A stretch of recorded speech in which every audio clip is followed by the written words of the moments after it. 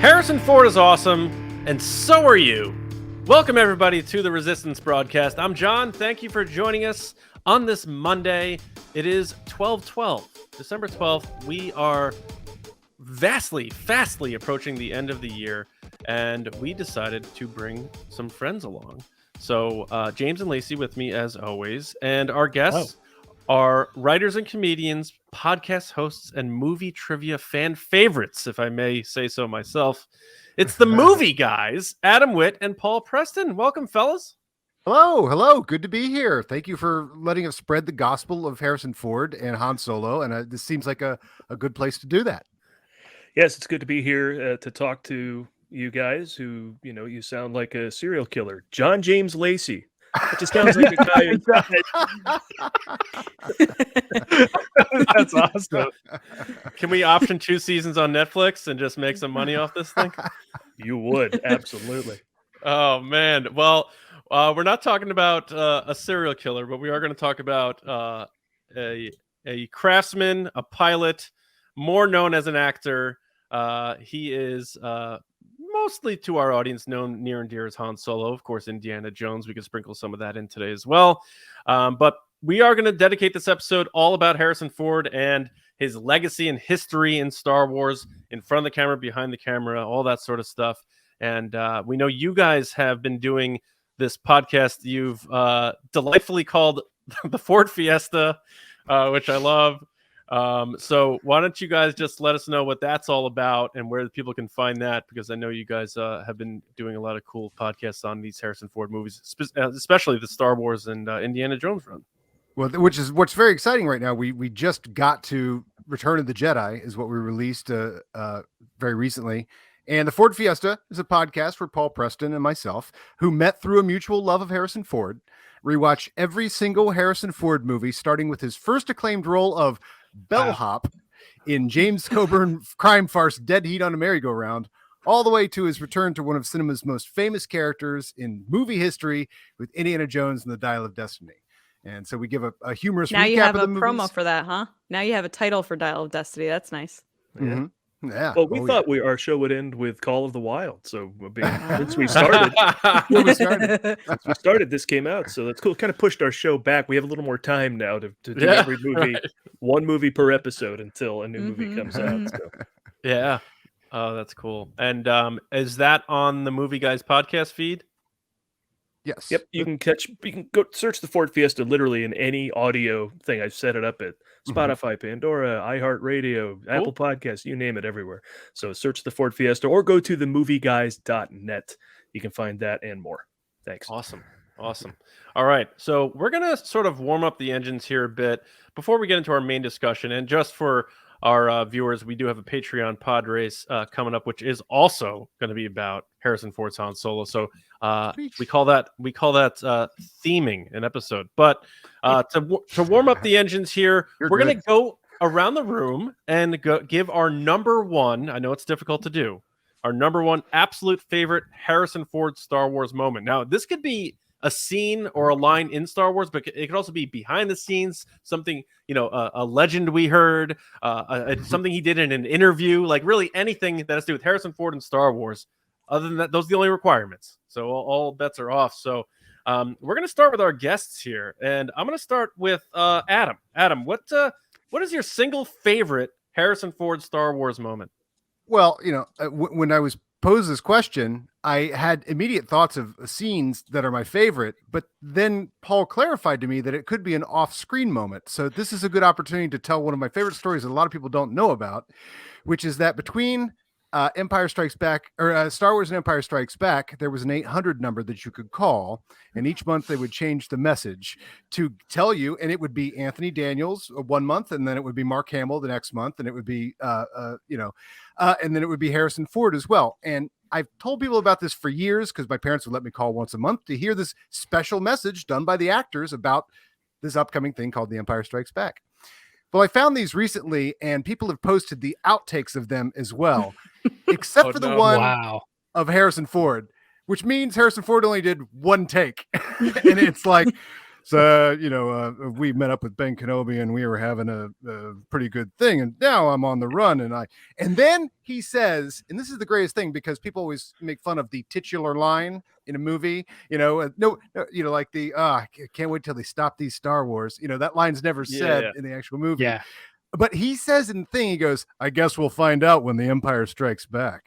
Oh, no. Oh, no. That's maybe my favorite thing. That's awesome. And now, hopefully no one picked this, but he was also, unbeknownst to me until a year or two ago, the voice of the trailer for Empire, right? What?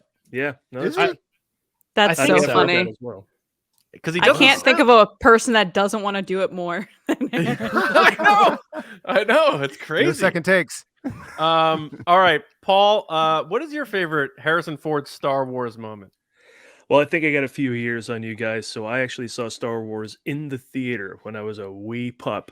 My dad took me to see it, and it certainly was a more monumental experience than anything else I was seeing at the time, which probably included the Fox Lady and the Tramp back in theaters, that kind of stuff. And suddenly Star Wars, the big ship flies over my head at the beginning. I'm going nuts. I think Han Solo, I should say specifically, is the coolest guy in the world.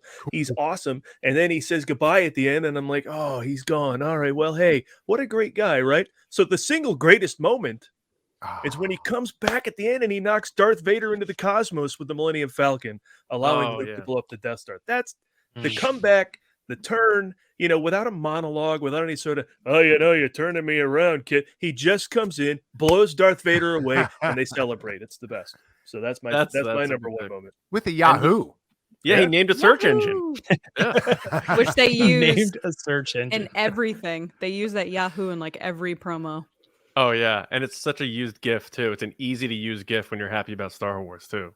Like, without a doubt. Well, the movie just mints iconic moments, and so does Raiders. It's just insane. And he's a big part of that, too. Yeah. Mhm. All right, Lacey, you're up. What do you got? This was really difficult because it was, which stage of Han Harrison Ford do I want to go with? I decided to go with, I always fall into this sequence, Jabba's palace, when he comes out of the carbonite and he's like re-engaging with Chewie, but specifically my favorite Han moment is when he's on the sand skiff with Luke, and Luke's like, oh, I'm taking care of this. Don't worry. He's like, oh, great. Like, oh, wonderful. He can't, you're going to die here, like that kind of, like that is perfect Harrison Ford Han Solo, because in those moments where he's being like so dry and so sarcastic, I feel like that's not Han Solo. That's literally just Harrison Ford being like, great. This movie's going swell, Yeah. No, that's a good point. James, how about you, buddy? Man, it is tough. There's too many. I think probably the one that I will go with. Like, here's the thing. Like, when you ask me this question, there's the initial like, oh, this scene, and I think I'm probably just gonna have to go with that, and that is Han flying through the asteroid field in Empire Strikes Back. Yeah. The music is so good in that scene. Every time someone brings it up, I just think of the music. It's insane. Mm-hmm. Yeah. Like, I actually think in some ways we're obviously like a Solo. I'm wearing the shirt like we're a Solo thing. So I do also think about his asteroid field Kessel Run sort of scene in Solo. But I think and I think beat for beat one, that might even be better. But the problem with that is that it's not what I think of when I think of just initially like Han Solo. I think of Han Solo being like, that wasn't a blaster, and like he goes up there and he just like completely owns it, never tell me the odds, and all the whole thing, and he's just in, around, about, and then he goes into the crater and everything, and it's so incapable of anybody else in the galaxy. It just feels like nobody else would be able to escape the Empire like he could. That's just how it feels in that moment. On the seat of his pants too, always. Exactly. Yeah. And you can't look away. Like, he's 100% on. That is 100% Han Solo, because he has to. The odds are too high that they're going to get hit by an asteroid. He has to be 100% focused. Yeah. And also, I like him going around the guts of the Falcon trying to fix it while they're on the fly too, because it begins with pursuit from the Empire, and that's another reason it's so Han Solo is he's always on the run. Now it's just from the Empire, but he's used to this life, and yeah, it might be the most Han Solo thing that ever happened. Yeah, Yeah. I mean, just a few minutes before that is when he sticks his head up like he's Doc Brown, and he's got the goggles on. True. Yeah. Mine is from A New Hope, and it's not when he kills Greedo, it's immediately after. And Greedo's still cooking, his head is still smoking, and Hans just doesn't run out of there. He slowly gets up as though he just finished his meal and looks to WAARA, the bartender, and flips him a credit and says, "Sorry about the mess." And then proceeds to slowly walk up the stairs as though letting people know, I don't care that you know I just killed this person. I want you to know I just killed this person. And then, of course, like years later for Force Awakens, Steve Weintraub from Collider was like, did you shoot first or did Greedo shoot first? Then he's like, I don't care. Right. I honestly, John, I thought when you brought up the whole kind of part at the beginning of this saying, like, it could be anything Harrison Ford related to Han Solo. I thought you were going to bring up the Lego thing that you always bring up, where he like hands him the Lego thing and he like throws it over. On like, Conan? Yeah. I considered that, and I wasn't going to take it from John because I knew that was going to be his pick, and it wasn't. That his reaction after that, when I think he drops an S-bomb, and he clearly like purposely does it, and he's like, you know, that is good. I mean, that's one of those lists where I just thought 5, that's what you were when you did this whole spiel at the beginning, being like, oh, I'm gonna, it could be anything, and I'm like, oh, he's gonna bring up the Lego thing. Yeah. It came to my mind for sure, but I was like, man, that swagger in A New Hope when he flips in the credit, and it's just like the most Western thing possible in Star Wars after the movie, band pauses for the gunfight, and then the band starts up again, just like in a Western. Yeah. Second verse, same as the first. Right. Yeah. Oh, so good. All right. So now that we're warmed up, now that we're already laughing, having a good time, Lacey, why don't we hear what one of our patrons picked as a moment they would showcase to somebody in our next segment. All right, guys, it's time for the Patreon pod race.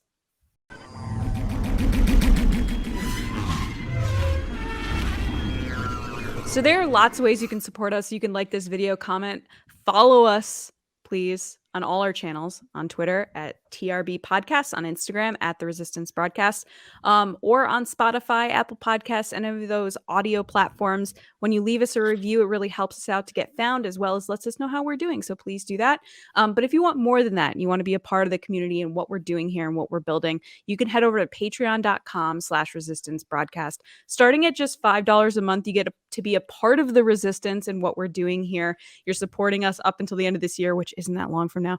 And then also into next year with all the Star Wars content that's coming. Mando fan show is coming back. James is going to be doing the Bad Batch reaction show. It is a mouthful, but he's going to be doing it, as well as other content. Yeah, we're super pumped, and we hope you would join us there. But this is the part of the show that we let those top tiers be part of it. We have our generals and spice runners, so I'm going to go ahead and thank those people first. So thank you to our generals: Carmelo, John Reese, Jetta Rosewater, Frank Grande, Darth Hurricane, Nick Gratz, Christian Morales, Brian Smith, Matt Chitty, Danny, Mike Mori, Matt Heath, Chris White, Brendan McLaughlin, Count Pepto, Sneaky Zebra, Paul Sullivan, and Aaron Ellington. Thank you guys so much. Thank you. And to our spice runners: David Probus, Neil Shaw, Kendall Gelner, Ryan WAARA, Dave HORNAK, Thomas Hennessy, Andrew Staley, Jeremy Myers, and Michael Fry. Thank you guys so much. This week we have Michael, aka Darth Hurricane, up, and his question, which, by the way, this is where we ask them a question, they give us their answer. His question, of course, is Harrison Ford themed. Harrison Ford has been in 5 Star Wars movies. If you had to show someone who had never seen Star Wars one scene to show them how awesome Harrison Ford is, which I'm sure you wouldn't have to because everybody loves Harrison Ford, which scene would you show them and why? Go ahead, Michael, take it away.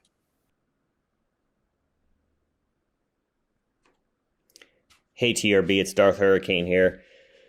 Just trying to keep up with Frank and his pod race. If I had to pick one scene to show somebody how awesome Han Solo is, it's a very difficult thing. I'm more nervous about answering this question than I was getting married a couple weeks ago. But if I had to pick one scene, I would probably have to lean towards probably the detention block scene in A New Hope. You seem like you get a little bit of everything, the action of Han Solo, the humor of Han Solo. It's just sort of who Han Solo is, fly by the seat of his pants, get in and out of a scene, and just show how amazing a character he is and why we need to make Solo 2 happen. Thanks, guys.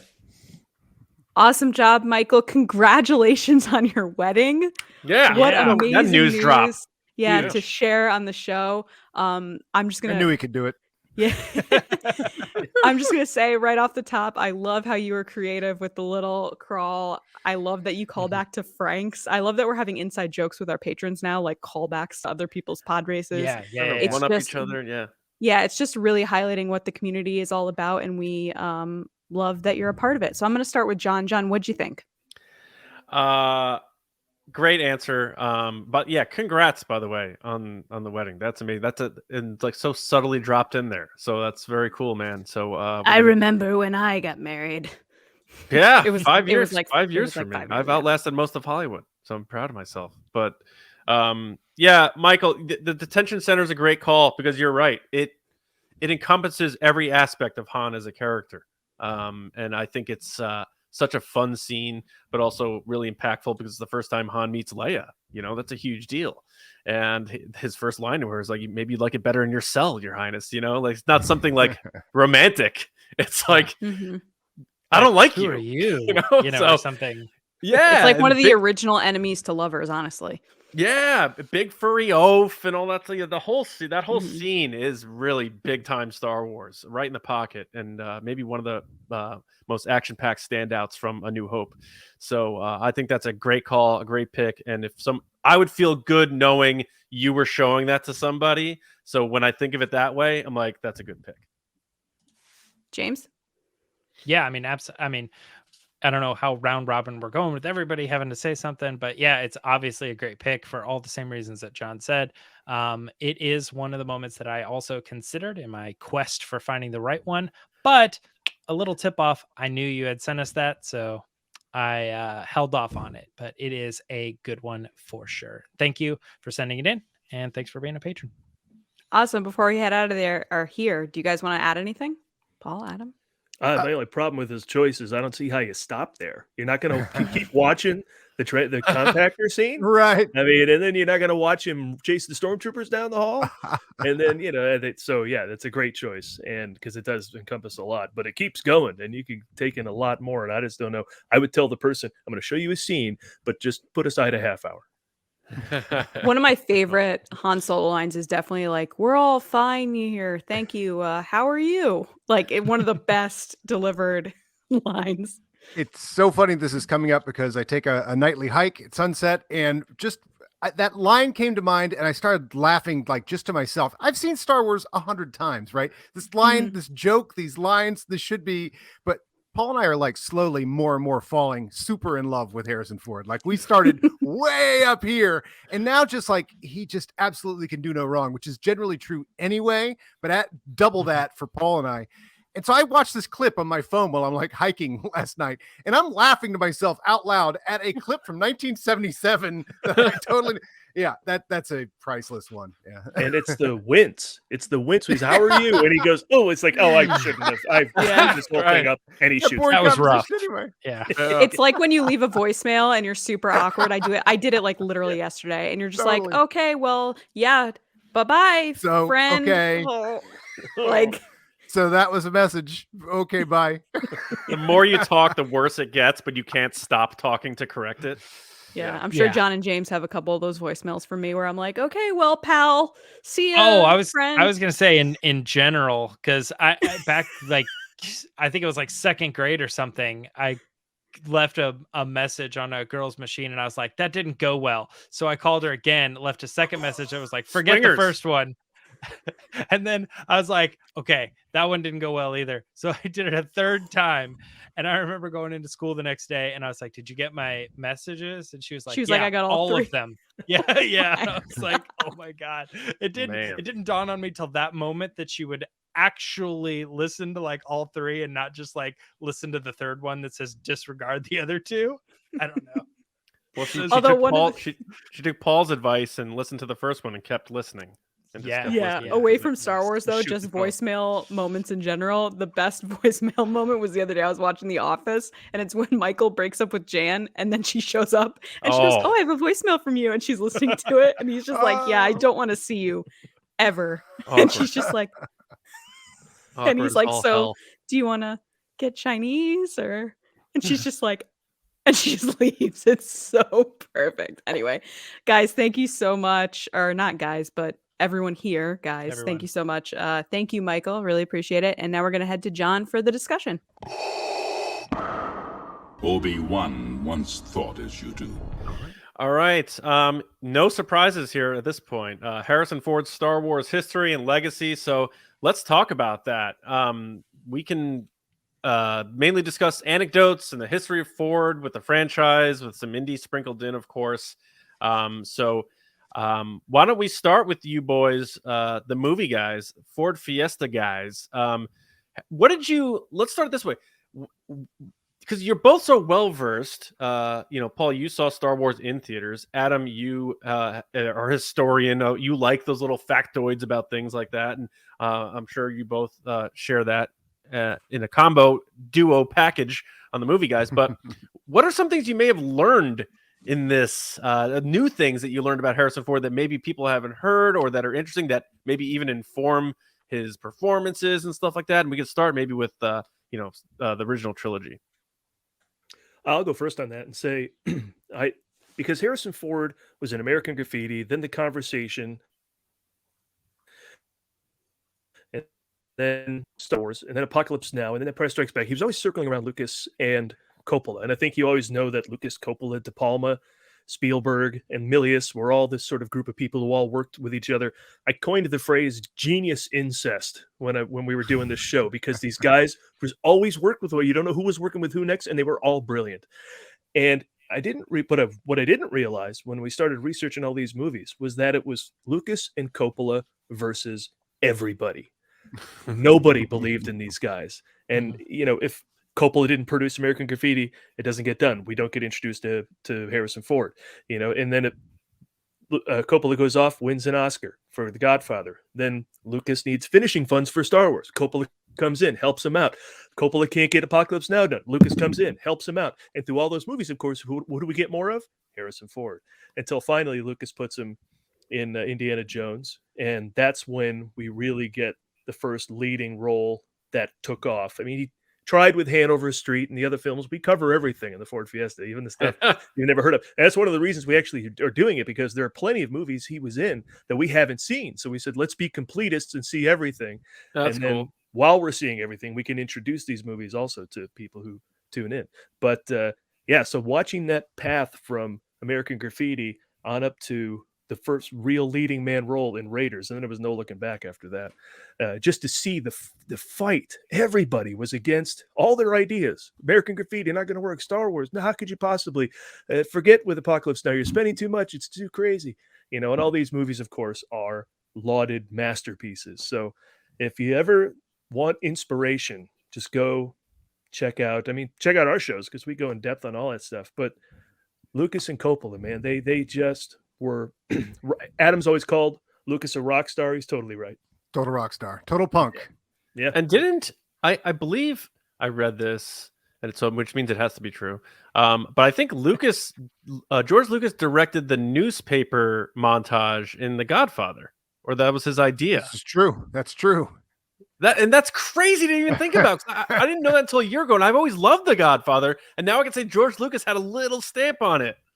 Or that Apocalypse Now was for George Lucas to direct the entire time it was being developed until George went and did his own stuff. That was going to be I a didn't know George that. Lucas movie. And the format of a more American Graffiti is partially from his vision, which it was to go with documentary cameras into Vietnam and shoot the story in Vietnam. They do that in More American Graffiti, which has, talk about a punk. That is a movie that takes place in 3 different years on 3 different New Years for 3 different characters from American Graffiti. It has radical stuff going on in 3 different formats. So when it comes to A New Hope, we all know the stories about how he wasn't really supposed to be considered, and he was just sitting there doing a favor and reading lines with the actors and stuff like that. Lacey, I'll go. Him and William Catt. Yeah.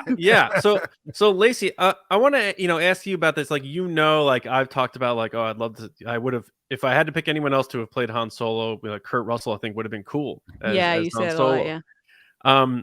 What do you think about that whole situation? Like, how different would Star Wars be?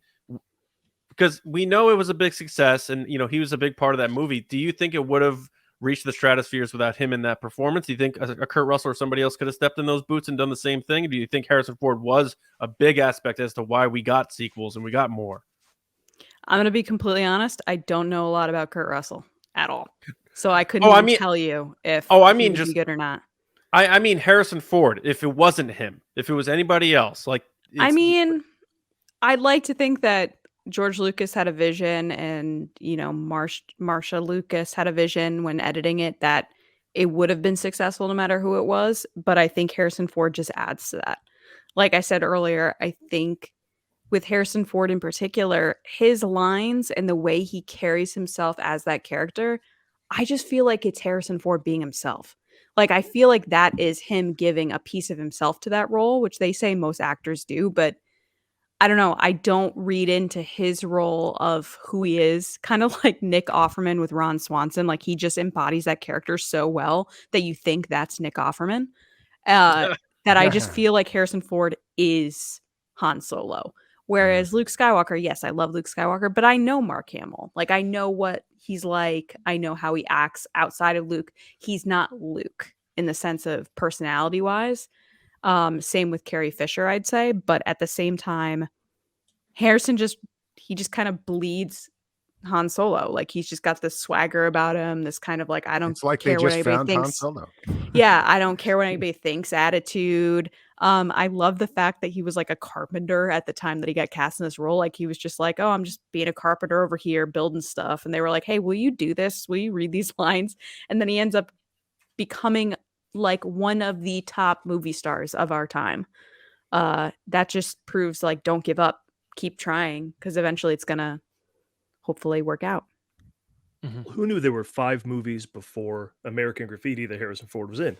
Another reason that we wanted to do this. So we watched Dead Heat on a Merry-Go-Round. We watched Love. We watched A Time for Killing, Journey to Shiloh, and Getting Straight. What are these? We found out. And it was interesting because he was kind of a studio player, when they just get him under contract and they put him in stuff, be in this Western, be in this hippie movie, be in this comedy. And so, so watching now Star Wars, after watching all of those, it's a different way to watch Harrison Ford. Knowing that, look at the journey of all these little things. And now you got this moment, pal, what are you going to do with it? And he just could have overacted, could have overdone it, but somehow maintained that cool. So I think other people may have jumped into the spotlight too quick, but staying laconic, I mean, underplaying roles is Harrison Ford's superpower. Look at The Fugitive, look at all these things. Air Force One, yeah. So he was the right guy, right time. Well, let me ask you guys this question then. I haven't seen any of those movies you just listed, and I consider myself a big Harrison Ford fan. So I'm gonna have to go check them out. I'm gonna obviously ask you to text them to me because I already forgot every name, every one of them. But I've seen American Graffiti. I know George Lucas made that, so there had to have been a comfort level there. Seeing those movies and American Graffiti, and then him in Star Wars, did you pick up on anything in terms of his growth or in terms of his performance in Star Wars compared to those, or maybe things he borrowed from those performances that he kept, things he threw away, anything like that? Well, I think his best performance before Star Wars was American Graffiti, so perhaps Lucas is his good luck charm. Maybe they got a similar character too, kind of like this brash hot rod guy. Yeah, he's very good in the conversation, but he is sort of a dark, sort of a bad guy in that, But I can't see Harrison Ford playing a bad guy. Yeah, he's good in that. Yeah, I'm sure, but I just imagine Harrison Ford as a bad guy in Star Wars. Like, I couldn't see it. Yeah, he's not like tricky. Alan. He's not like Hans Gruber bad guy, or he's this, like the sort of silent, tough guy who just sort of intimidates Gene Hackman throughout the movie. Yeah, it like that era of paranoid thrillers, 3 Days of the Condor, all the presidents, but it's a villain in that sense. There is a wonderful shot where they're at a convention and he's been tracking Gene Hackman seeing random Harrison Ford appearances, which is great. It's all of our dreams. But he is at the spy convention and he looks at this, someone showing off a video camera, and he starts moving the security camera around the room, and then zooms in on Harrison Ford, who's followed him to this convention. And he walks around a corner and there's this beautiful shot of this giant red carpet just draped with Harrison Ford, which is where Gene Hackman realizes like, oh, the guy's found me. It's some good stuff. Some good stuff. It's always good. That's the thing. He's we're coming at this as huge fans of Indiana Jones and Han Solo. And now we're watching these, the first couple of the movies, that Love, he has one word in that movie. But I'll tell you this, he has one word in a Time for Killing, but his line in Time for Killing is fire, which is Harrison. If you're only going to say one word, that's a very Harrison Ford thing to say. Fire. That works.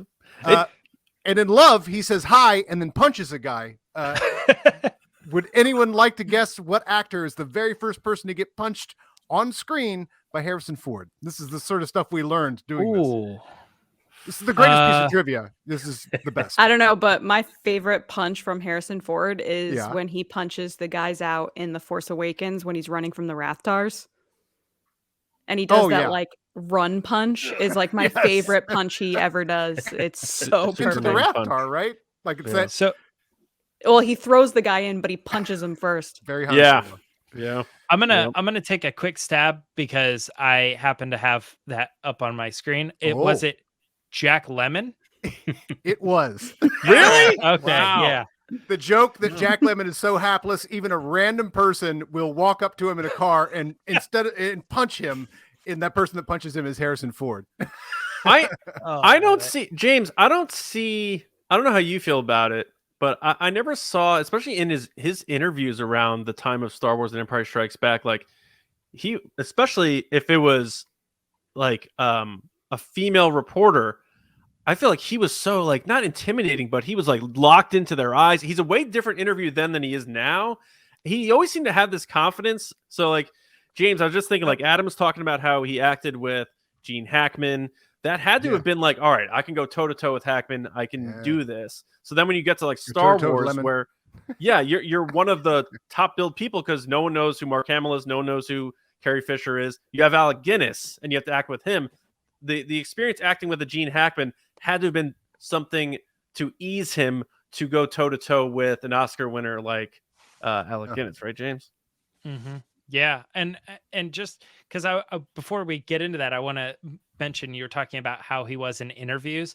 Another one of my favorite moments that I considered was there's actually an interview with Carrie Fisher, and for whatever reason, she's doing the interview in French. She's like, totally fluent. She speaks multiple languages. Yeah. And while this interview is going on, which by the way, I mean, unless there's subtitles, I'm not following the interview, but she's like really intent. Harrison Ford is like in the back, like smoking like, for almost no reason whatsoever, but he's like laying back and it is, he totally has this vibe that he's going to pop in any second. He doesn't, but it feels like he's going to come in and go, what she said. Kind of thing. Like, and that just be it. You guys got to see that clip, but that also was sort of like one of my favorite Harrison Ford moments because he's not, there's no reason to be there, and it's just like owning the background of. You got to send that to me. That's incredible. No, I was gonna say about him going toe to toe is, I think honestly, like those movies that you guys are bringing up are just things that were perfectly set for him to get to the point that he needed to be at the times he needed to be. And the times he needed to be were Indiana Jones and Star Wars. And those two movies were like, this guy is incredible. And now we're going to start putting him in more and more and more. And a question you asked a while ago, John, you were saying, does Star Wars still have the legacy if it wasn't Harrison Ford, because anybody else have played him? My thoughts on that were similar to say like a Christopher Nolan movie. Like okay, he did Memento, that's great. He did Insomnia, that's great. But those movies don't get recognized enough if he didn't later go on to do The Dark Knight and Inception and Interstellar. I It's see like where you're going. the fact that Harrison Ford, it was like in this movie at this time, did it move the box office one way or another? We can have that discussion.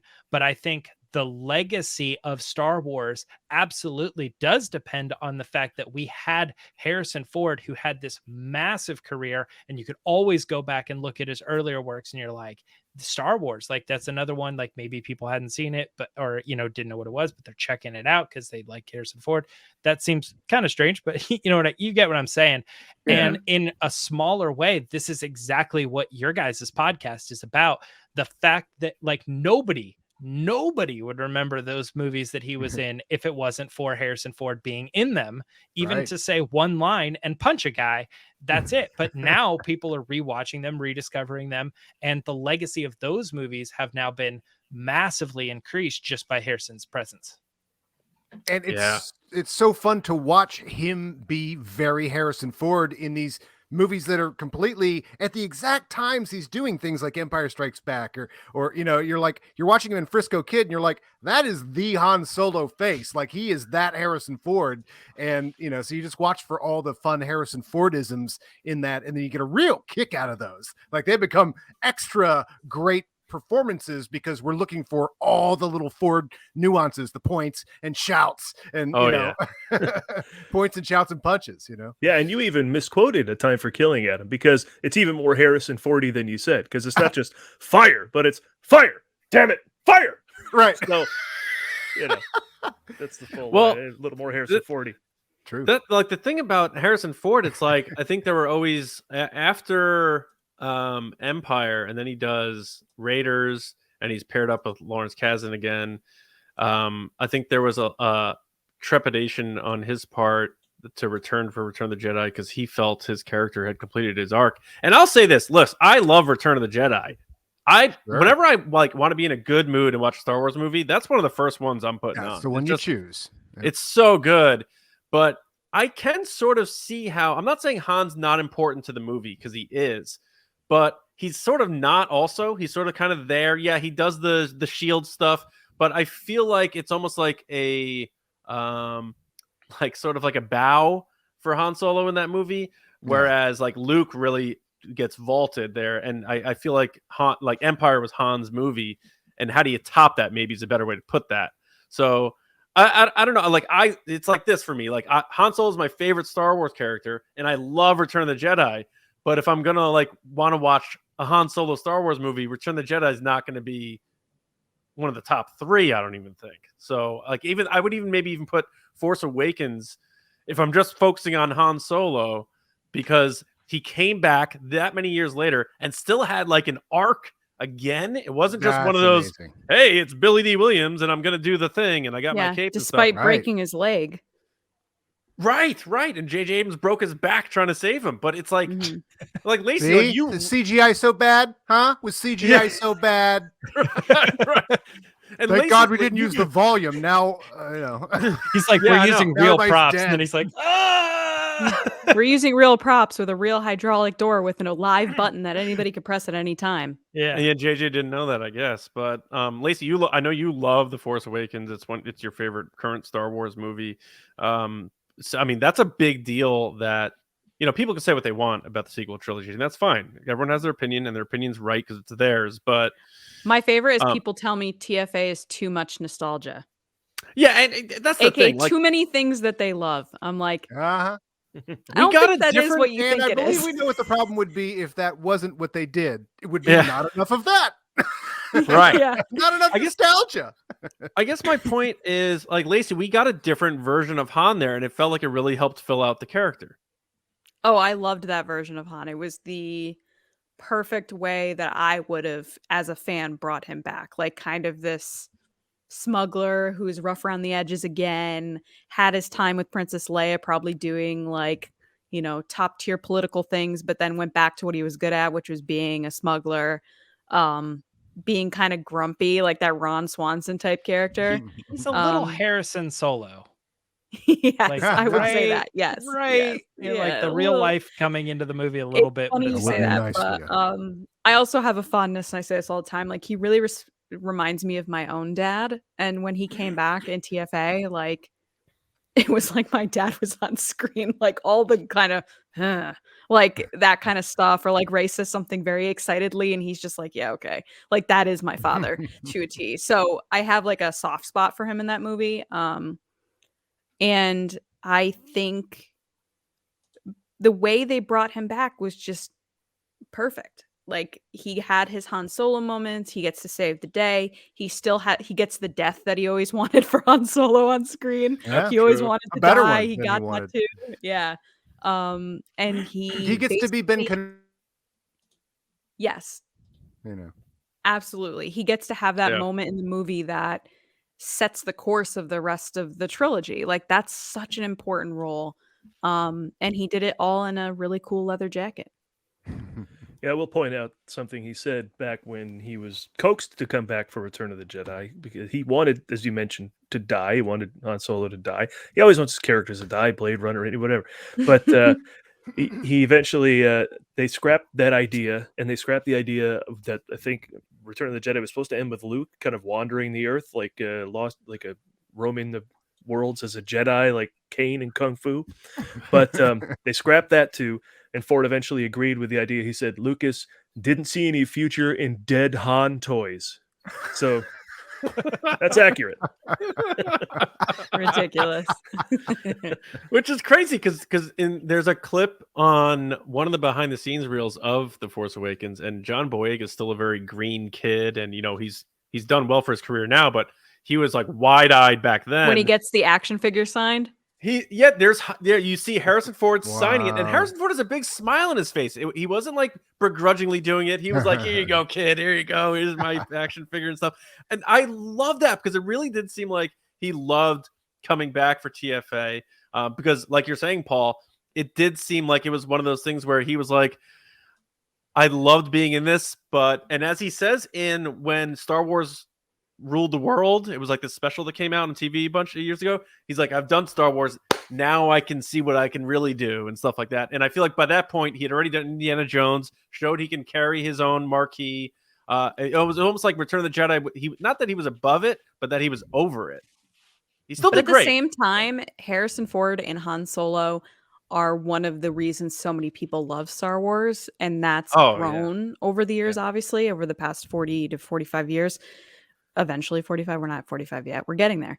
But when they did the TFA trailer that everybody went bananas over, the very first one, and the Chewie We're Home trailer, that's the trailer everybody says is their favorite sequel trilogy trailer. Every time you ask someone, it's the Chewie We're Home trailer. Oh, yeah. Where Harrison Ford's on screen. And just there's so many moments when he came back as Han Solo that you're just like, this is just, it just feels right.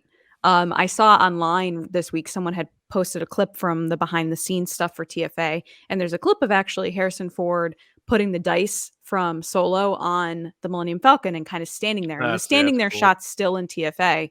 I wish they left the dice shot in the movie.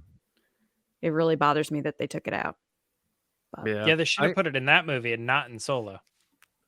And you can see though, I mean, that bridges to Lawrence Kasdan, who has written Han Solo better than anybody and more than anybody. Even Solo, which Harrison Ford's not in, but you got Empire, which that movie's not what I know. Lee Brackett, did her thing, but that movie's not what it is without. You can feel the DNA of Kasdan writing in that movie. Return of the Jedi, of course, Force Awakens. So you got three. He did his own Han Solo trilogy, and he said that's his favorite Star Wars character. He loves writing Han Solo, but George Lucas created it, and he gave it. He wrote the New Hope version, but the tie, and then Indiana Jones, of course, Raiders of the Lost Ark. The tie between Kasdan and Harrison Ford is undeniable, and I don't think it's talked about enough. Oh yeah, that's the fact that Empire Strikes Back is a Han Solo movie. Han Solo is in Star Wars. Pardon me. And that's what makes, you were talking about earlier, that whether Star Wars would be the same if someone else played Han Solo. That movie's,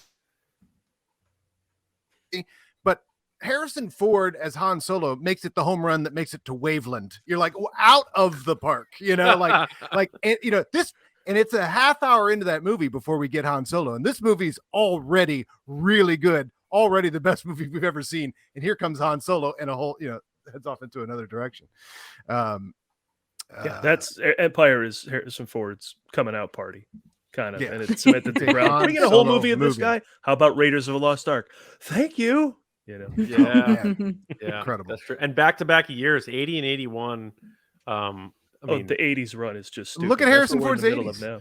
Yeah, I mean, Empire, Raiders, Blade Runner, Return of the Jedi, Temple of Doom, Witness, Mosquito Coast, Frantic, Working Girl, Last Crusade, Presumed Innocent. It's stupid. Yeah, that's big time. And then he kept it going in the 90s too. He didn't stop. He did the Clancy stuff, Fugitive, and all that stuff. But trying to, I would love to talk about, the wedding crashing scene in Working Girl, but we got to keep it Star Wars as much as possible, or our audience is going to be like, sorry, John. I know. One day we'll have to just talk about that scene. I don't have to join you guys just to talk about that scene or something. But because I love it, and it's quintessential Harrison Ford. But what would you guys, aside from Empire Strikes Back, is it A New Hope? Is it Return of the Jedi? Is it maybe The Force Awakens? Like, I think everyone would say Empire is the one for Han. But what's the second one? What's the second best Harrison Ford Han Solo movie? I would say I think TFA. Yeah. Oof. Paul saying Star Wars. I think I agree. I think Star Wars. Well, that's my favorite Star Wars movie, also. Okay. Of all of them. We're old enough that movie used to just be called Star Wars. Yeah. I'm gonna go Empire. I think, like I said before, when besides Empire, James. Besides. He's saying second. Empire? Yeah, that's assuming Empire's top. For sure. I thought you were making a no, statement Force there. I'm Awakens. still going Empire. Yeah. Screw your rules. No, I might have missed that, but no, it's Force Awakens then probably. Ooh, yeah, okay. Because that movie is, look, every one of the original trilogy movies puts focus on other characters. Not that Force Awakens doesn't with Rey and stuff. But there is something very special about Han in that movie, and he's a key player. And the way they kind of rolled out the sequel trilogy is like, this one's Han's, this one's Luke's. He gets that big Leia. reveal moment where he talks about like the Jedi, like all the magic, and like he's going through the map. Yeah, it's perfect. It's very clear that like the original trilogy was about Han, Luke, and Leia and Obi-Wan, and they were all here. Working together, and this movie is sort of Force Awakens is sort of like that's all happening, and then also Harrison Ford is in the movie, and he's like that big and important in that particular film. And people didn't think he would ever come back too, is a big part. But Adam, you're the splitting vote, by the way. So I know you have a point to give, but you're the one who's going to decide the tiebreaker. I just want to say before I say again, from my generation, this was never going to happen. They were maybe never going to make another Star Wars movie after the Revenge of the Sith. Like it felt like that. It was 15 years or something. But the idea that the original cast would come back, that I just never even would have fantasized that. I was never going to see Harrison Ford play Han Solo again. Right, Yeah. Paul? That was just literally never going to happen. Don't even wish on. Yeah, the first photo of him is just blew your mind. In the Yeah. jacket you mentioned, Lacey. And, Yeah, he's salt so and pepper cool. and everything. He's the coolest. Oh. But the correct answer is Return of the Jedi. And I'll tell you why. So Why? Yeah, I want to know why. A little recency bias there. I know we just saw it, but yeah. Well, that's true. And we had Mark Ellis on. But Return of the Jedi, look, you could post game say that Han Solo isn't that crucial a part of it, but he's all over the movie. He's all over that movie. He might have more scenes in that movie, or as many as he does in Empire Strikes Back. But like the goofy fun Han Solo, I like that. He'd already done. I like goofy fun too. he'd already done his time in Empire Strikes Back. He had nothing left to prove, first of all, as Han Solo. Like, I just did Han Solo, the best Han Solo can be done. I'm going to kick back. We're going to have some fun. It's going to be fly casual. You tell that slimy piece of worm-ridden filth, instead of Greedo, now he's literally frozen in Jabba's palace. It's the same behind the 8-ball character that we love, That's a good point. Or the other good line is, "Hey, it's me." Hey, When they're it's like, me. don't He's I like- hatching a plan. The plan goes wrong. Maybe I can hotwire this thing. Wait, I got an idea. Throw me some charges. Fist fights, battles in the forest. You're like, I don't know, man. That's way Han Solo. What's going on there? Out of all of those, I'm Good point. still surprised nobody Two-fisted mentioned adventure. him. The gif of him walking out and going, like, like all the Ewoks Oh, show up and he's yeah. like, Yeah. like I love Yeah. that gif. I use it all the time. It's the best. And it look was at even Harrison in that Ford. running for one of my favorite Han Solo Yeah. moments. Yeah, so Han Solo in Return of the Jedi is like he's kind of written well in the sense where he's that person who's now comfortable in that long-term relationship and he doesn't need to prove himself anymore, how hard he is anymore. So he has Leia. It's like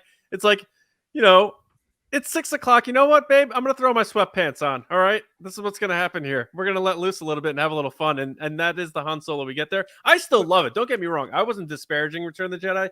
I'm just saying, like, you got a new, like, if you look at the peak of it, you have a New Hope. You're like, oh my god, that guy's so cool. Like Paul said, that guy's the coolest. I want to be that guy. And then Empire, you're like, are you kidding me right now? With this performance? And then Jedi, I think it goes down just a little bit, just because you can't top what he did in Empire. It's still like right there. It's like what's your favorite Beatles album or whatever, but Question: Can I pose something to you guys that isn't necessarily about Harrison Ford, but it's about the moment? What do you guys think of the alternate version of the movie where Nien Nunb and Nine Nunb, sorry, and Lando are on the ground doing the ground battle, and it's Leia and Harrison, or Leia and Han in the Millennium Falcon going into the Death Star and blowing it up and leading the charge of the rebellion. wow. wait, was that a thing? No, Never thought of that. No, Oh, it's not a thing. I'm saying, I was thinking, like, we're talking about It could be deep fake now. So yeah, it probably could. We're talking about Harrison Ford maybe being sidelined or not having a lot to do in that movie. Right. And because, he obviously did lead the battle on the ground, but I think, like, when I think of Return of the Jedi, I think of like the explosion of the second Death Star. And that seems like a more big moment than what happened on the ground. So I was like, what if they gave that to Han Solo and he was in the Falcon and he's flying through people, shooting stuff and doing the whole thing. And then on the ground, you had further development of Lando and Nien Nunb being like ground troopers and leading that charge. We wouldn't have thought anything much of it. We would have known that was his ship, but it's not a ship anymore. And it would have made sense. I would think. yeah, but I would say kind of been there, done that. Kind of Luke moves into the Obi-Wan role of having a lightsaber duel. And Han kind of moves away from the ship because he's been to destroy the Death Star before. So since we're already having another Death Star and another Death Star battle, it'll be like, is it too familiar if we stick him in there again and Luke in there again, perhaps? He just leaves again. Yeah, He's so- like, Yahoo! Yeah, again. wouldn't it be crazy? Yeah, If Alta that- Vista. That was the plan, and then they said, no, let's go ahead and flip it. Let's make this more interesting. Put Lando in the Falcon and stuff. So, man, I don't know. That would be cool. Anyway. Yeah, and Mark Ellis on our Return of the Jedi episode talks about what you were talking about, John, in that, he says, I don't even want to hear the argument that Han is less Han than he ever is. Sure, he's a little bit Big Bad Bill is Sweet William now. I think he referenced the old song. In that he does have something to fight for. He's got Leia. He didn't before, so he's not going to be like too crazy or too dangerous. As reckless. Well, yeah, reckless. That's the word. Where he could damage what the good thing he's got, which took him 3 movies to get. So there's a little bit of that going on, I think. That's fair. He does say like that moment, like he still brings it. I don't want to say he's not, because there is that moment when she's lost and he goes, I hope she's all right. And it's a very serious, line drop there. So he also can't see on Tatooine. So if he's not as badass there as sometimes right. can't Okay, I can see a lot better. Which, by the way, was a changed line that Paul, do you know the original line? It wasn't all right. I can see much better for almost our entire lives up until even post the special edition. I feel that line got changed on the skiff. The line What is, it? all right, trust me, which is basically a reference to Raiders of the Lost Ark, which I feel is probably why they changed it later on in Special Edition. Hmm. Sometimes I think like George was just like so bored and sitting around that room watching every frame, and he's like, let's just change it just because. Here's something that Adam, I'm changing topics a little bit, except I'm staying on Return of the Jedi. But this is something when I brought it up on the show, Adam seemed to have heard about it before, and I've never heard this. So for the three of you guys, have you heard of the idea that some critics said the Ewoks were an unsubtle commentary for the Vietnam War? Oh, yeah. Yeah. I never heard that. Oh, yeah. New to me. Yeah. Interesting. I think that's dumb. But I think it's a bit of a reach and a stretch. You're looking for something to complain about, but I had never heard that. Well, it's just the idea that, I mean, you could probably name your conflict actually, where the big bad military could not, at any war in Afghanistan would also be another analogy. Yeah. The big Na'vi. bad, Yeah.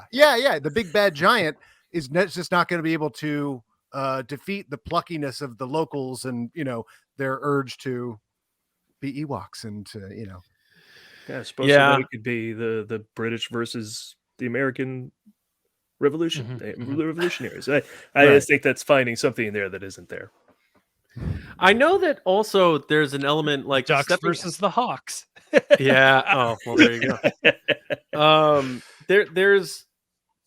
There's something to it about like the actors' chemistry too, and I think Star Wars sometimes, Lacey talks about this a lot, that there, has a recency romance problem or lack of, and I think there's something that needs to be said about the just natural chemistry between Carrie Fisher and Harrison Ford. Obviously, they did have an off-screen romance during the first film, and that may have lended itself to their chemistry on that film, but it certainly carried over into Empire without question.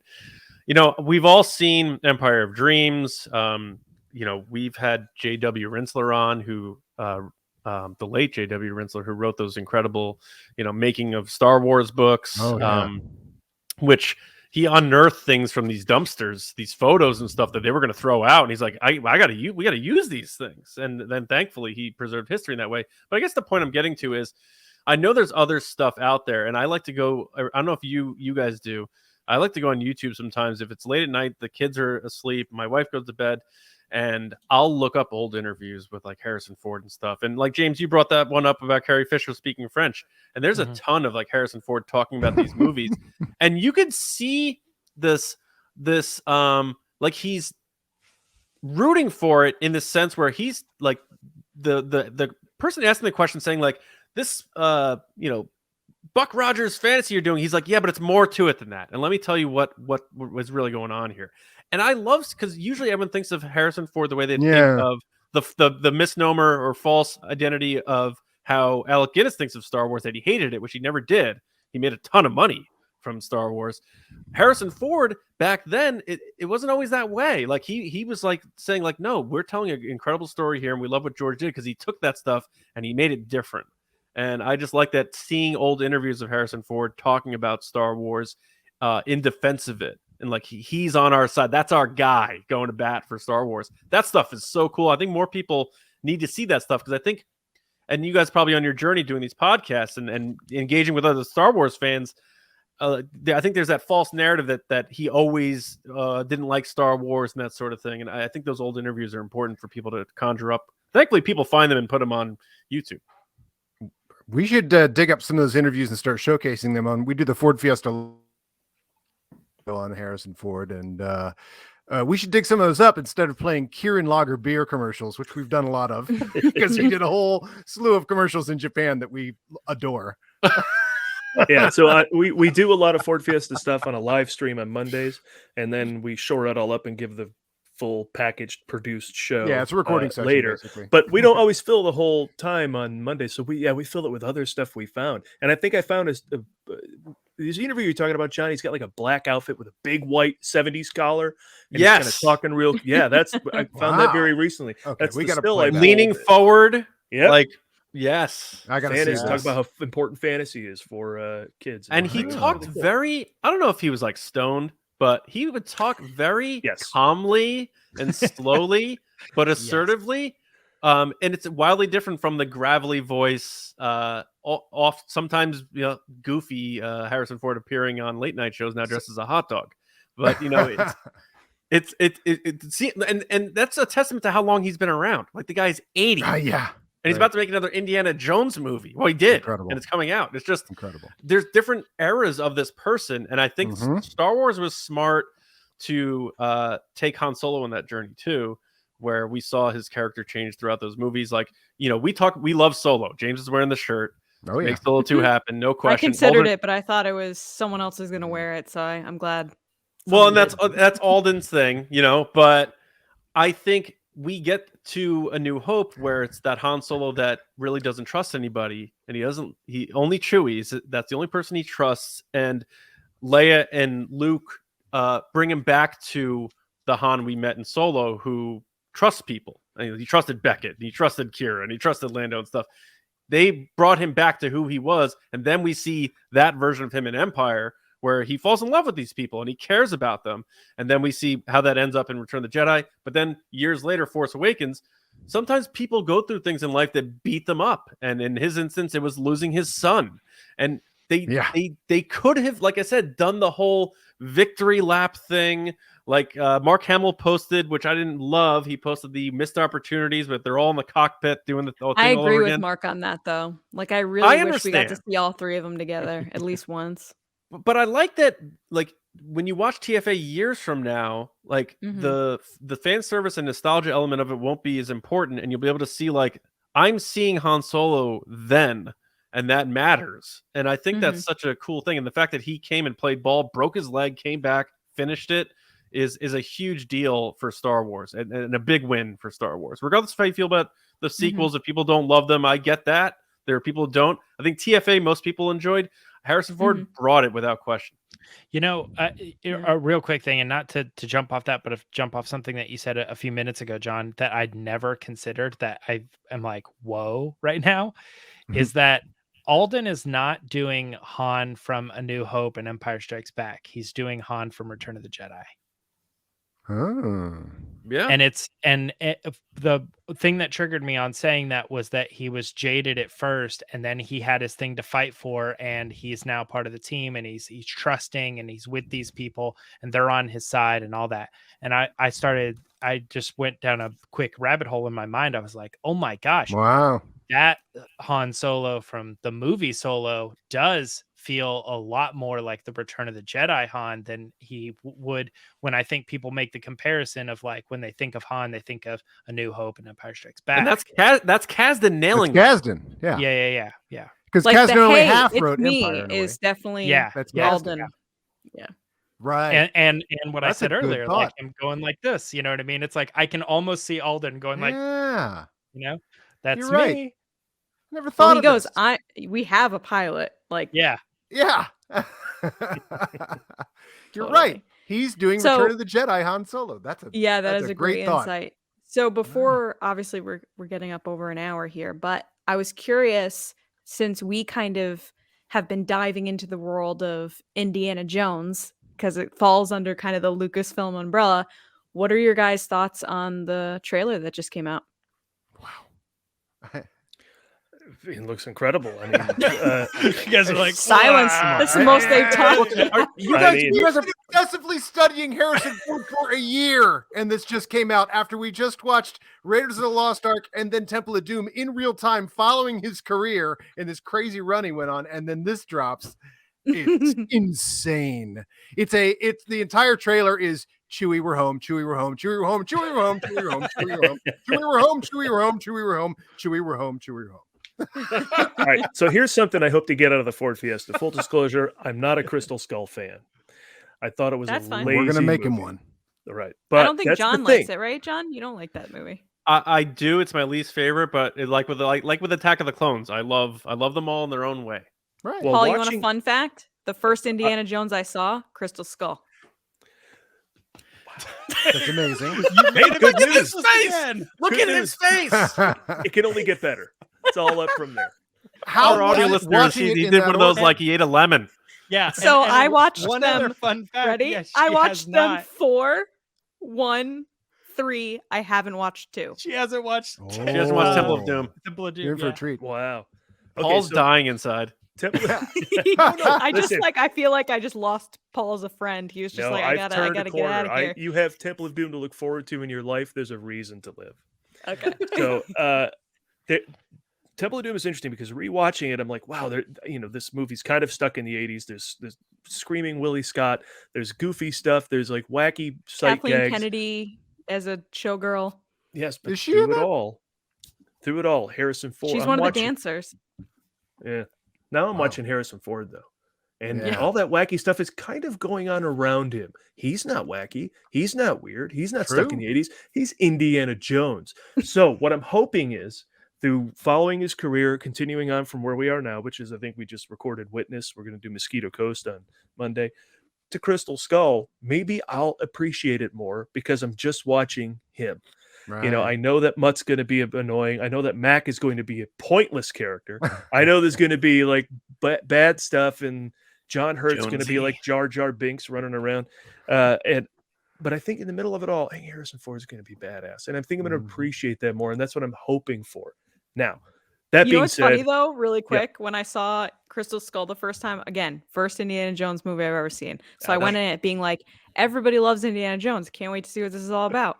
I go into the movie and that opening scene with the fridge, and he, flies away in the fridge and then lands and gets out. And I remember my mom was sitting next to me and I turned to her and I was like, this is the guy that everybody's crazy about.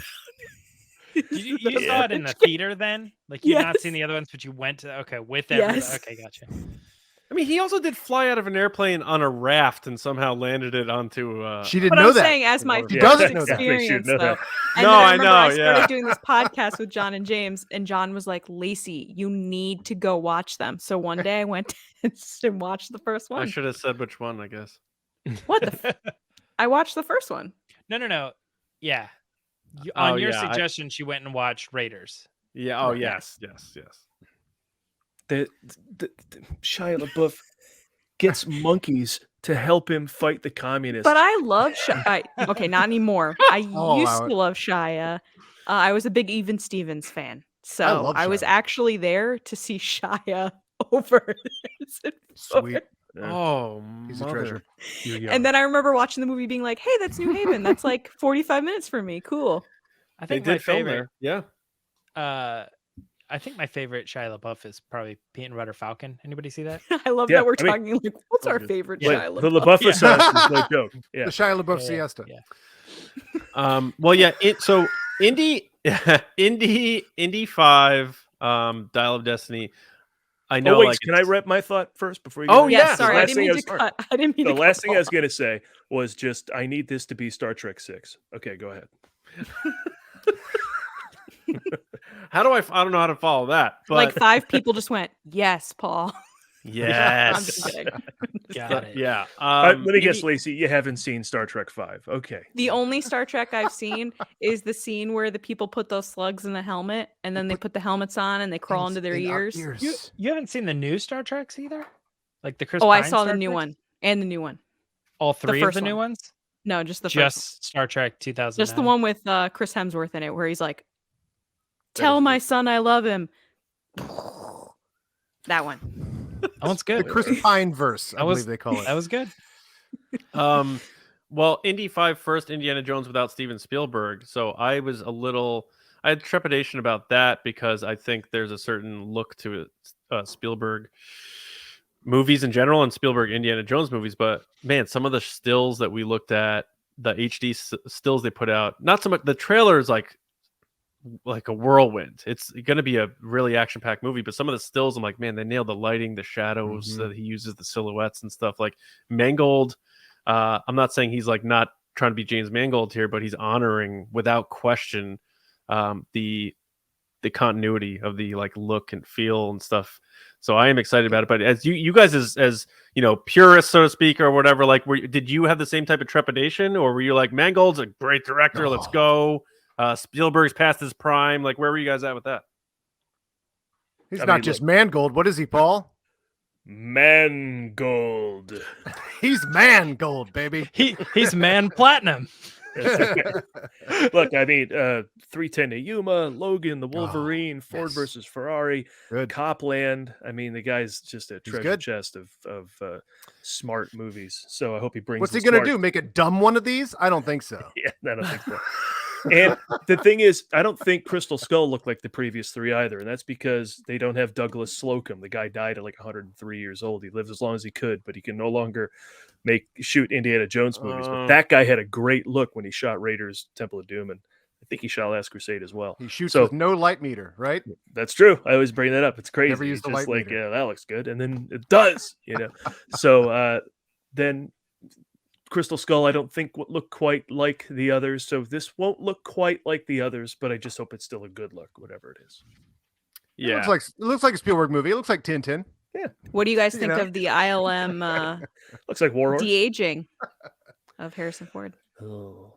Well, I'm curious to know the context. That's all I need. You know, is it a flashback? Is it time travel? I mean, I don't know what it is. But The context is James Mangold watched Kingdom of the Crystal Skull like we did, and when they referenced the fact that what we had missed in the intervening movies was Harrison Ford fighting in World War II, and James Mangold was like, if I ever get my chance, I'm going to show Indiana Jones in World War II fighting Nazis again. it's going to come down to the technology. In The Irishman, it bothered the hell out of me. In Me too. Guardians of the Galaxy Volume 2 and Tron Legacy, it did not. So I don't know. Yeah. It's going to come down to, and if I'm really caring about the story, I won't notice.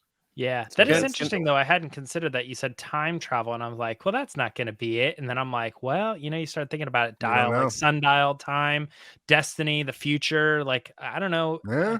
Would Indiana Jones go that far? I mean, when they did Aliens, people were like, nope, not feeling that. That still fits into the wheelhouse, but people just weren't Totally liking fits it. in. Do you think that that people would have a bad reaction if the ultimate plot of this is time travel There were or something? ghosts flying Right. around in the No, first one. I get that. Spaceships, I that's get not that. ghosts and voodoo. Yeah. Shut up, James. Shut up.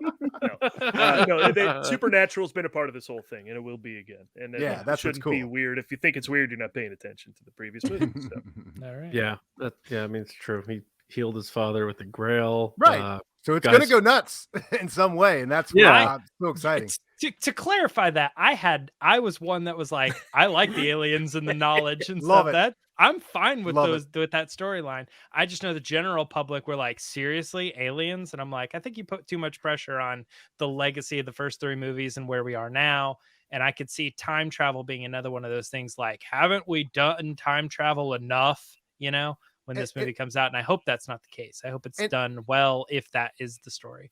And to correct anybody who's weirded out by aliens in Kingdom of the Crystal Skull, correction, aliens in an Incan temple, and with a bunch of traps and, a bunch of cool, clever mechanisms and all this stuff that Indiana Jones is going to. It was basically and all that Alien stuff. Home Alone. Yeah.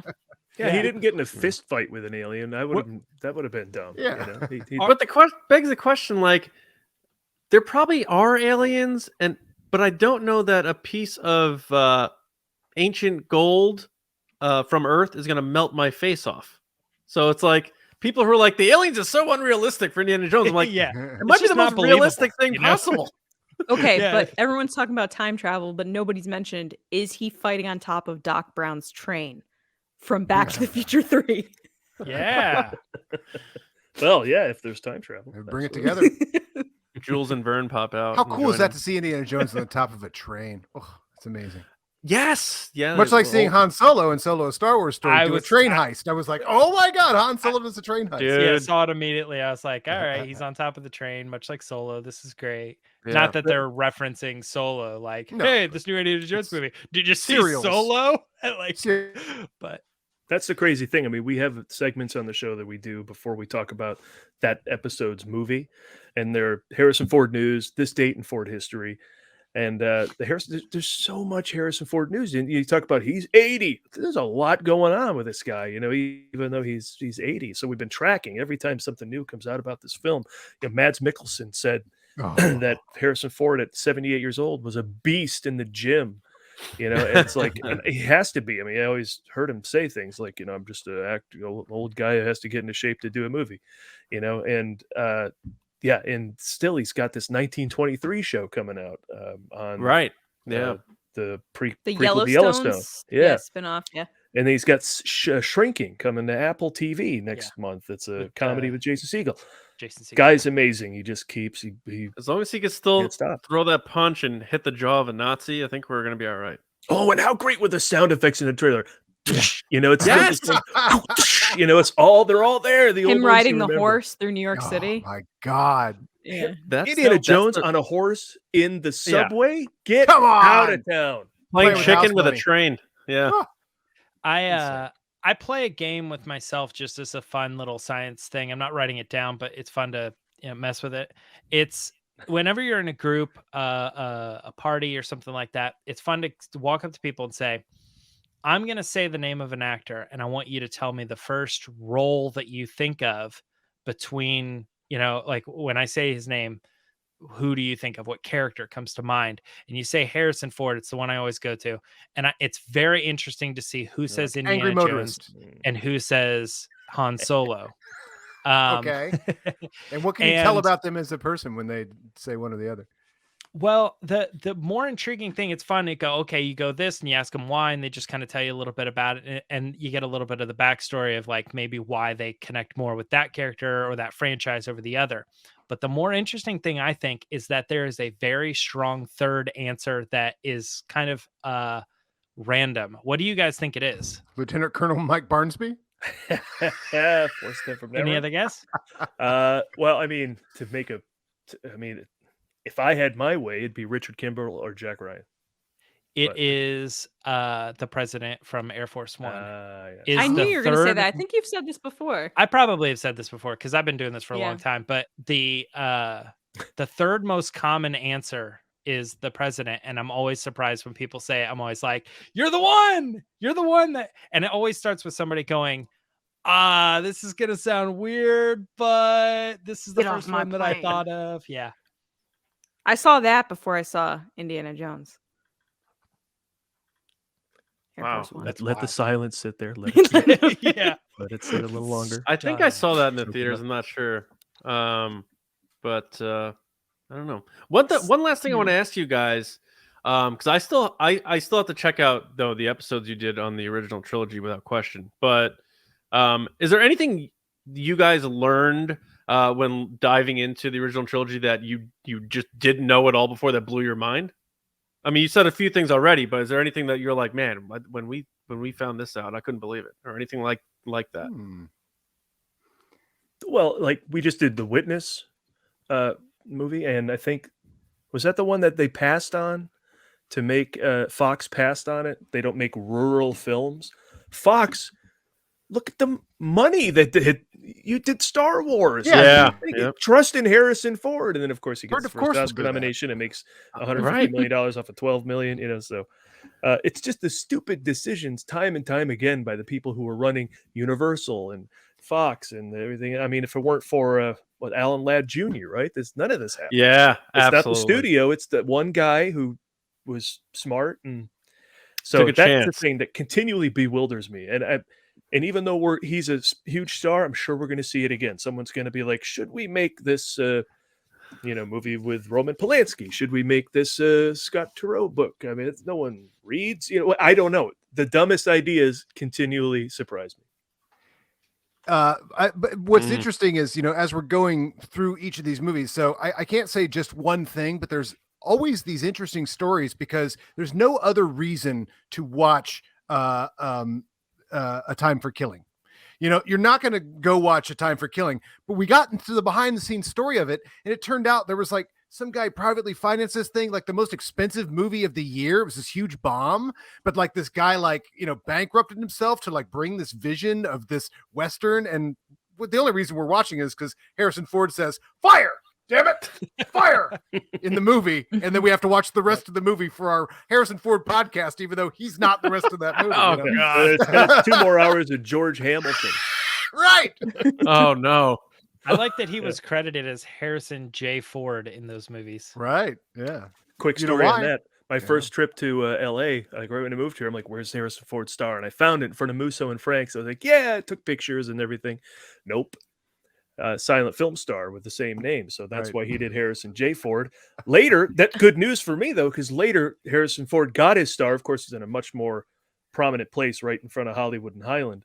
And I got to go down and see him talk and see Spielberg talk and see the whole ceremony. So thankfully, he hadn't gotten his star yet. Why did he change from Harrison? Because obviously he chose Harrison J. Ford because he couldn't get the other one. So then what prompted him to go back? I've seen this with myself. I'm Paul Andrew Preston in Equity, but I got to switch it, I think, because he got to switch it when the other guy stopped acting, pretty much. Oh, okay. Because there's going to be one union member. Well, that's like Michael Keaton's real name is Michael Douglas. Right. It was taken. He could have been Michael J. Douglas if he wanted to. Well, Emma Stone is Emily Stone, but she had to be Emma. And, Albert Brooks is Albert Einstein, and I'm surprised Einstein had enough of an acting career that Albert Brooks had to change his name. Oh, man. Well, we're getting close to up against time, so I want to make sure that everyone knows where to go and where to find the movie guys. Of course, you said themovieguys.net, right? Yeah, and literally everywhere. I mean, even on YouTube, we put it up. We put the audio version up on YouTube just with like a graphic that plays the whole time. But if you're not a podcaster type, it's easy to go to YouTube, click on it, and listen to the show. We've got everything from Dead Heat and Merry Go Round up there now, up through Return of the Jedi, Temple of Doom, and Witness are waiting in the wings. And we have been doing a punch count as well. So, nice. Since you've given me fun facts, and then Adam and I insist all our facts be fun. All our facts be fun. But we've gotten to live through the most punches, and then he beats that record, and then the most shouts, and then he beats that record. So it's gotten very exciting for us to, follow. Any points? Any point counts? We count per movie, but we haven't kept a running total. Okay. We kept the running total of the punches, and up through Return of the Jedi, it was 27, and then Indiana Jones and the Temple of Doom has 39 alone. So now we have points. And this is just him punches. punching too, not movie punches. This is just him punching. So short round punches people, other people punch people, but him punching people. So he's punched 66 people on screen up through Indiana Jones and the Temple of Doom, and his first, of course, being Jack Lemmon. Jack Lemmon through Mulholland. That was one of my favorite details in The Rise of Skywalker is when Kylo Ren does the point. To Hux or whoever it was. It wasn't Hux. It was some other, or maybe it was Hux. True. He got that from his dad. He does the point. Yeah, I love that. And the no look Alden shoot did it too, right? He said, "I'm a great pilot." Yeah, like he did that. Yeah. Subtlety. Ron Howard knew to do it the right way. But that's great. I did the one of yours I definitely listened to because I had done an episode on Raiders of the Lost Ark, and then I listened to yours with, I think that was one with Dan Merle you had on. And good show. I love Dan, and hearing you three talk about it was great. So I definitely recommend everyone check out the Ford Fiesta if you're a Harrison Ford fan, especially Star Wars, Indy, all that stuff. So check these guys out for sure. Can I just plug the other guests too? If you check out our Star Wars episode, we have guest Ken Knapsack. And if you watch or listen to the Empire Strikes Back episode, we have Chance Ellison on as well. So old movie Schmodown friends and Return of the Jedi is Star Mark Wars Ellis. So if you don't have me on for Force Awakens, I will never speak to you again. You're on. Write that down. So it is written down. That's one way to get on a show for sure. All right, but and then to reach you guys, like social media and stuff, where can people find you guys? At the Movie Guys everywhere, and I'm personally at P Preston LA, and that's pretty much everywhere as well. Twitter and Instagram and the whole deal. Yeah, cool. I'm Adam_Witt. All right, at Twitter. Thank you guys so much for coming on. You all Thanks out for having there us. Yeah, it's been a blast as always. Good to So see look you forward guys to hanging again. out again with you soon. To everyone out there listening to us, like Lacey said before, make sure you're subscribed to our show and our new YouTube channel. We had to start fresh, so we need your support. YouTube.com/@the-resistance-broadcast. Check us out there, and of course, all your favorite podcast feeds. You can find me on Twitter at Johnny Hoey, and my movie podcast, Just Like the Movies. Recently did an episode on Batman Returns. Christmas movie. Didn't age as well for me, but Right. I remember. I very much. I lived through you, John, when you came to the realization. Oh, this isn't very. Oh, that's good, right. is You it?" wrote, yeah. I was like, oh man. And I remember. was like, I remember that day, and I'm like, oh, it's not very good, is it? And I just Yeah. had been blinded for a decade of like, oh, I love Exactly. it, Tim Burton and Batman. And you're like, I had "Oh, my no, it's glass not good." shattering moment. Yeah, no doubt. Yeah, But at I- least we have the other two to make it feel better. Yeah. I belong to the Motion Picture Academy, so I went to the museum out here. Well, I belong to the Academy. I'm a member of the museum. But I went down there to see what was doing. You know, every once in a while they swap things up. They've got a big display for Batman Returns there in the special Ooh. effects area. They've got a whole miniature of the Cobblepot Mansion. And they've got a whole Oh, video wow. of behind the scenes. But I was like, and I thought like you, I thought, this movie? Okay. You guys Did they have have the McDonald's all cups at least, movies I that you did. could choose from. Right, exactly. Batman Returns. Jurassic Park? No. Man. Yeah, Batman Returns. Okay, it's fine. Batman Returns. Well, at least it wasn't Batman and Robin, I guess. But Hey. Oh, you Um, mean the original Batman is coming back? No, Batman Returns. All right, okay.